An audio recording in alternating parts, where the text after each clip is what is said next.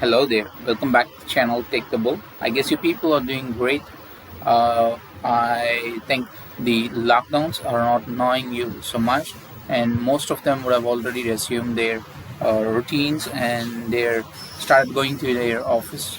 I believe things are all smooth at your end, except few in the specific regions where the red zones and the alerts have been given. So now today we're going to see a business concept which is perhaps the most demanded business and the product of highest expectation by the consumers at the contemporary era because of the fast-paced world.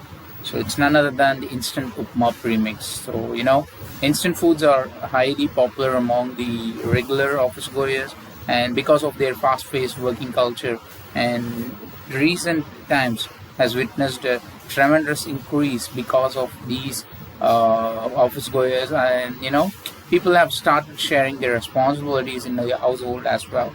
So at that point of time, if someone is doing altogether a new preparation, or someone who's not with much of an exposure, be it any of the couple, like be it any of the spouse, wanted to do some cooking at the house, they definitely would have to go for the ready-made premix stuffs, which absolutely going to be simplifying their actual process of cooking. So that's why these ready-made premix foods are popular nowadays. And this business option is something which is of a high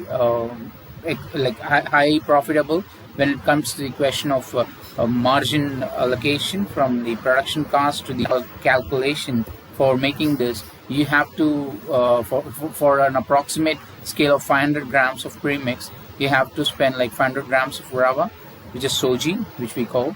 Then the cooking oil 8 spoons, mustard seeds 2 spoons, chana dal 2 spoons, black gram 2 spoons, jeera or the cumin seeds. So that's 1.5 spoons, and green chilies 12 numbers, along with few salt, like a little bit of salt. And I would actually say go with a little extra bit of salt in order to retain the food product for a longer duration, so that extends a little bit of shelf life. So you can go up to 2 full spoons of salt. And ginger, obviously 1 inch size of ginger. Then cashew 7 numbers, curry leaves, probably a handful of curry leaves. And for making 500 grams of this particular premix, you have to spend almost like 50 rupees, and the selling price for this is approximately 150 rupees. That's because you can split them, like approximately 150 grams would be costed in the 150 grams would be packed and shelved across the supermarkets. And for every particular 1 cup of mix, you have to add 2.5 cup of water. So that is how it has to be mentioned on the packet.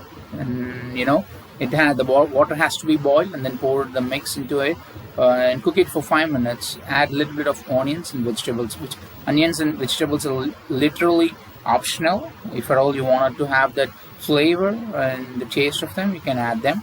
And the pack is a regular standard pouch, and the shelf life would be almost for a month. So that depends. If you wanted to extend the actual shelf life, you can go with adding few preservatives altogether. And you can approach the shops nearby in your locations, the retail shops, where they'll operate for a certain margin. They'll resell it for some little bit of profit. And for supermarkets, obviously you have to give a lot of discounts. And hostels is somewhere where the food would be supplied for people who are staying there, and they'll have the practical difficulties in arranging the resources and doing things immediately and spontaneously at times. They'll go with these kind of ready-made preparations that will help them to reduce the entire timing factor, or they'll be able to cook it very fast, and so that the time factor will also be managed over there. And you can even increase the premix of various kinds and different adapting to different foodstuffs depending on the market structure, and of course depending on the consumer behavior as well.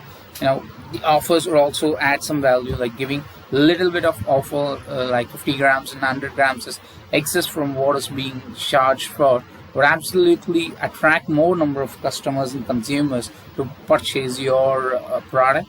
And obviously you have to go with FSI and company registration along with GST, which are all mandatory for any food product. And branding is something which is very essential in order to place yourself at a reputed market scale, and obviously you have to work on that as well.